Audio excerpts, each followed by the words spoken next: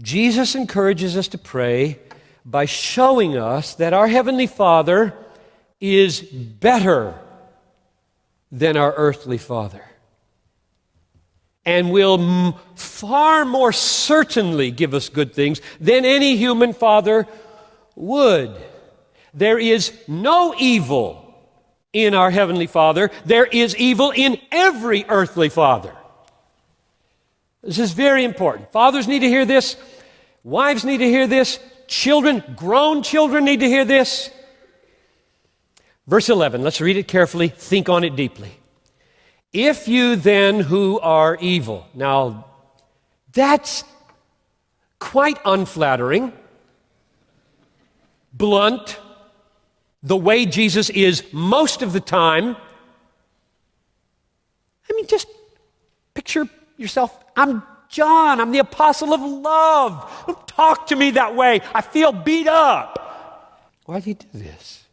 If you then who are evil, John, Peter, James, Matthew, Bartholomew, if you then who are evil know how to give good gifts to your children, how much more will your Father in heaven, who's in heaven, give good things to those who ask Him? The Bible not only often draws attention to the similarity between human fatherhood and divine fatherhood, the Bible also often draws attention to the vast differences between human fatherhood and divine fatherhood. Think of any other places? Hebrews 12. Your fathers disciplined you as they thought best. God disciplines you always for your good. There's one. There are many others. The Bible is not unaware of this pain, of this reality in the world, that all human fathers are evil. All of us. So, Jesus goes beyond the encouragement of saying, you have a father. You have a father in heaven. He goes beyond that.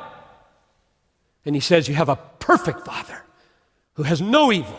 And he contrasts God in his no evil with all fathers and evil.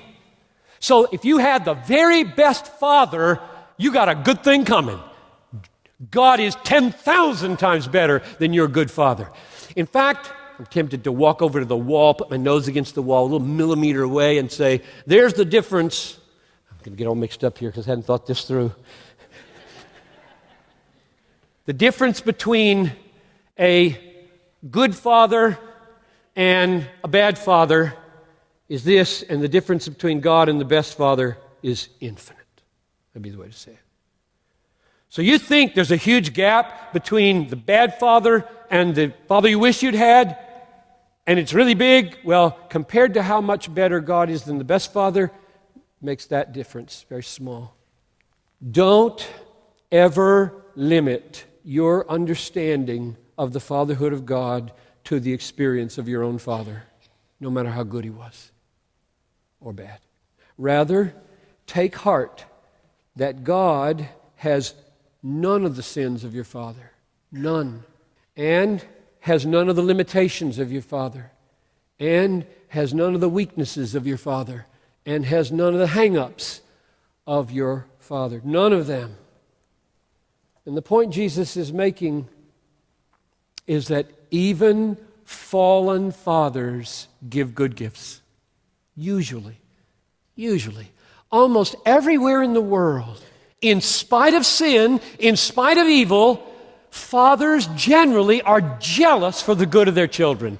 You try to mess with my kid, you deal with me. That's inside almost every father, sin or no sin. He's on the side of his kid when his kid's in trouble. That's what Jesus is picking up on.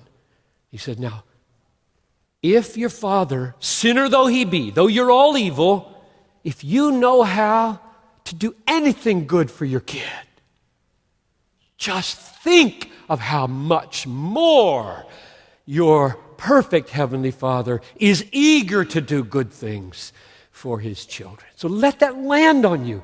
Jesus is laboring with people who have imperfect fathers to help you feel hopeful in prayer. That's what he's trying to do here.